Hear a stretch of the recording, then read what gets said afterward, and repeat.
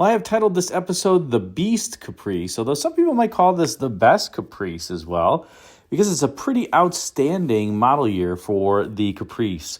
Now, the Caprice was introduced in 1965, actually partway through 1965, as a response to the Ford LTD, which proved immensely successful, and also that the low-priced Ford brand could be pushed up into an upper price class and sell kind of a near luxury vehicle. And so Chevrolet copied that partway through the 1965 model year and introduced the Caprice, and could only be had as a four-door in that particular model year. But by 1973, the Caprice was now in its third model year of this new generation that came out in 1971. And I think the 71, 72, and 73 Caprice are my favorite years for the Caprice, largely because these are the waning years of the hardtop styling. So 73 would be the last year for the Caprice hardtop. And what does that mean? That there's no B-pillar on this car. If you put the front and rear glass down, then you just have a pillarless coupe, and it's a beautiful thing to be driving one of these on a summer's day. But this 73 is, I think, one of the coolest model years of all, and that's because the styling is extremely masculine and in your face. Take a look at that up front kind of nose on this vehicle. You have this big railroad tie almost bumper with these large bumper guards. Remember, this was the first year of the 5-mile-an-hour impact standard in the front, and so you did get a larger bumper. But here I think Chevrolet did it tastefully as compared to some other GM divisions, and even Ford that had these very large bumper offsets. This one is, I would say, staying pretty close to the overall body. Then you have a very Cadillac-style grille and front end with this prow to the front end, kind of the Power Dome-esque hood that you'd find in a lot of Cadillac Eldorados, and, well, not just the Eldorados, but the DeVilles, too, of the era. And, of course, you have an egg crate grille, or egg crate-style grille, a little bit more rectangular, because that connotes luxury for whatever reason. And you have a medallion up front that's a little bit in the shape of Cadillac. The Caprice medallion is kind of close to Cadillac. If you were to take out the coloring and just look at the overall form, not too far off. And the Squircle-style wheel openings, which are also characteristic of Cadillac, though Cadillac tended to have a little bit more flares on their wheels at this time. Now, 73, like I said, was the last year of the hardtop. It's also the last year of this concave rear window that we are going to take a look at, which I think makes this car extremely special. I'll also point out on the front here that it's a GM design, so unlike the Ford here, the fenders are pretty flat once you get past the front part of them, but GM always had this beautiful lead-in to their fenders. In other words, they started a bit low and then kind of walked their way up, unlike the Fords that just started high and stayed high throughout the styling on the entire vehicle. And now let's rotate around to the front end, and you can see, again, very Cadillac-y up front, particularly with that midsection of the hood and that kind of Power Dome hood look to it. And that badge, again, take a look, very Cadillac-y. Again, if you took out the gold and maybe that little fleur-de-lis that's in the middle of it. But a handsome car, imagine this coming up in your rearview mirror, it just kind of says get out of the way. And in fact, there were so many 1973 Chevrolets in a particular movie. Do you know what that was? James Bond's Live and Let Die. Take a look at that film, and it's like every single car in it is a 1973 Chevrolet. Chevrolet must have paid a fortune for that. This was also the waning years of John DeLorean being the head of the division. He would soon depart General Motors and end up starting his own DeLorean Motor Car Company not too many years later. And as we rotate around to the passenger side, there's something very special about this particular 1973 Caprice, and perhaps you can spot it. If you look behind the bumper and ahead of the front wheel, you'll see a little badge there, and it says 454. So this is a 454 Caprice that is a super rare option, I would say, in 1973. A standard engine of the Caprice was a 400 cubic inch 2-barrel small block V8, made 150 horsepower. Optional was this 454 that was still pretty potent by this point, and it made 245 horsepower and breathed through a Rochester Quadrajet carburetor. So you had almost 100 more horsepower in upgrading the engine. Now, the torque rating wasn't that different. I think it was 375 pound-feet for the 454 versus 325 for the 400. And I've driven the 400 powered Caprices. They actually drive very, very nicely, but the 454 is just a whole nother game. And this car is not in bad condition, I would say. It's not in prime condition. It's hard to spot, I think, from these photos, but if you look at some other detailed photos, you can tell it's a little tired in some places. But these Caprices have still really just soared in value. And if you have one that's in mint condition, they can bring $35,000, something in that zip code, whether it's a 71, 72, 73. I think the 73s, I would say, are a little bit less valuable of that trio, but they are still pretty costly, again, because I think the styling, you have this beautiful tumble home to the body side where the body tucks under near the rocker panel and then kind of curves inward toward the roof panel. So these cars are large, in charge, wide. These are the last of the super large Caprices. The final year for this would be 1976 before it would be redesigned in 1977. And now let's rotate out back because this is really the styling highlight of this generation Caprice. And this was only present from 71 to 73. The 1974 model year, when the hardtop styling would go away, lost this particular rear window. And I think this is what makes the car extremely special, this concave rear window that Chevrolet had been doing for a number of years, but this 73 was the final version of it.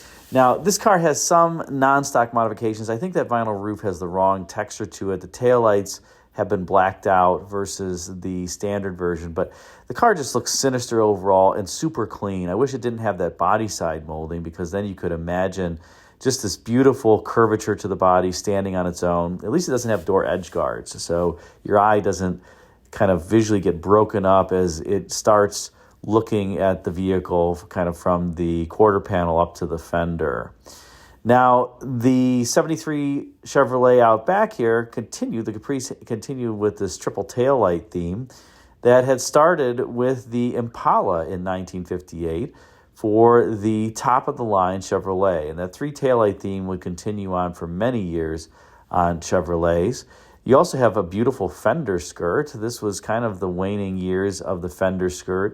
In 1977, when the Caprice was redesigned, well, that would go away too. But I like the skirted fender look. They're just kind of a pain to take off sometimes and put on. You have to put them on very carefully to make sure that you don't scratch anything. It takes a pretty steady hand.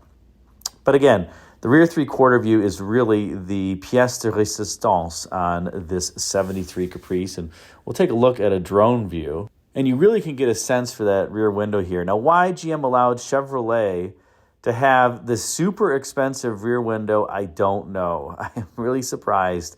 I guess because it was, volume based. They made enough. They made it up in volume, so to speak. I don't know, but it's had to be an extremely expensive rear window. I do like the deck lid, how it has that sculpture and a little bit of that power dome from the hood that you see, although in a different format. And that power dome just fades out beautifully as the deck lid kind of goes from the back of the deck lid to the front of the deck lid. GM had wonderful sculptors in their design studios during this time, all of whom were fine artists. And you can really see that in this car that, again, look at just how beautiful it is that all those lines just fade out as the deck lid transitions there from the rear glass all the way back to the key cylinder. It's just a gorgeous looking car. I think maybe the best coupe of the 71 to 73, I'll even say 71 to 76 generation, the full-size GM vehicles. Hard to think of a better looking coupe from that time frame from GM. And while the exterior is especially dramatic, I have to say that the interior of this generation GM vehicle, the 71 to 76, is a bit of a letdown from my standpoint. The Caprices is an example, like the 65, the 66, the 67. The interiors on those were simply gorgeous, beautifully detailed, lots of fine chrome details. And here, again, not bad. These are some comfortable seats.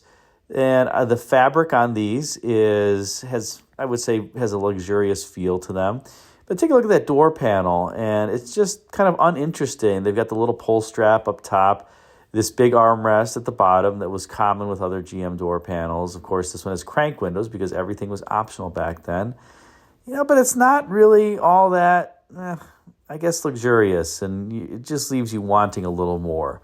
But again, at least the seating was rather comfortable in this generation. By this point, they were starting to really think about ergonomics, and I will say a lot of the 70s cars, particularly from GM, have comfortable seats. Can't always say that for the other automakers. I do think GM had better seats in this era, at least from a comfort standpoint, than some of the other automakers, particularly bench seats. I don't think Ford bench seats of this era are all that comfortable. Chrysler's, they're not bad, but I think GM did the bench seats the best of any of them. And you can kind of get a sense for the underwhelming nature of the interior as you look at the dash panel here. Kind of the sad, acres of black plastic in this case. Now, in fairness, this is a black interior. Nowadays, that's basically all you can get. But somebody selected this. And for a number of years, early on in the model run here, if you got a Chevrolet, you had to get the black steering wheel and kind of the black instrument cluster. But they finally made it colorized in the later years. Nonetheless, this is a rather uninteresting design. It's not really the super driver-centric design that the 71 to 73 Pontiacs, Buicks, Oldsmobiles, Cadillacs would have. More of a flat panel in front of the driver. I do have to say I'm surprised this one doesn't seem to have any dash cracks. These dashes love to crack, particularly on these Caprices. So, well, this one is in good shape from that perspective. And here we transition under hood to what makes this car especially special, if you will. It's the 454 equipped V8. As I mentioned, 245 net horsepower under hood in this particular application. And that still was not bad by the standards of the day. I would speculate this car went from 0 to 60 in 9-ish seconds, something in that zip code. Not bad, especially for a full-size vehicle. Now, the Chevrolet 454 was a just monster engine. Of course, this is a very heavy car. But it's interesting to me that General Motors had the Chevrolet 454 at this point, the Pontiac 455, the Olds 455, the Buick 455, and you had the Cadillac 472 and the 500. So despite the fact that you had all these engines that were relatively similar sizes, they're all completely different designs. They don't really share any components aside from the carburetors, which are tuned differently, maybe some ignition components, but the actual engines themselves are completely differently designed. And you can even see that in the placement of the air conditioning compressors. Here, the air conditioning compressors on the driver's side for the Chevrolet 454. For the Olds 455, for the Buick 455, it's on the passenger side. The Pontiac 455 as well on the passenger side. The Cadillac's in the center. So just even the placement of everything under hood was different with respect to the engine. Now, the HVAC equipment, though, like the evaporator, was always in the same place on these full-size 71 to 76 GM vehicles. You can see it there on the passenger side near the firewall. But again, just amazing how much complexity that General Motors had during this era. And they offered all those different engines, all with very similar sizes.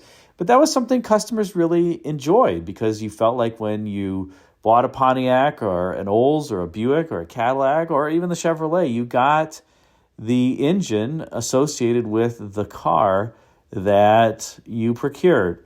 Now, unfortunately, during this time frame, Chevrolet, although it made great V8s, and this is before they had soft camshafts in some of the small blocks and other issues. Including during this time, some of the Chevrolet engines had this annoying rubber plug for the oil fill location. It wasn't a cap. I know why GM did it. It was a cost savings, but it was just annoying. That rubber gets hard over time and it's hard to remove.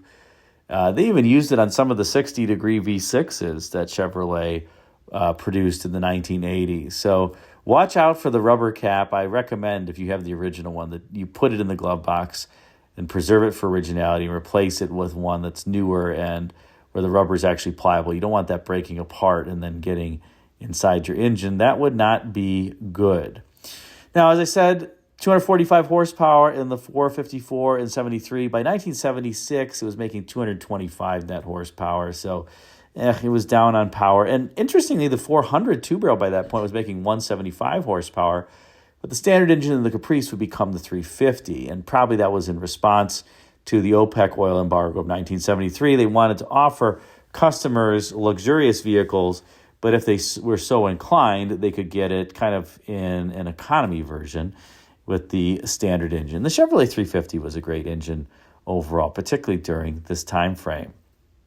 Hope you enjoyed this spotlight on this beast of a Caprice. Let me know what you think. Do you like it? Put a comment in the comment section. Thanks again for watching.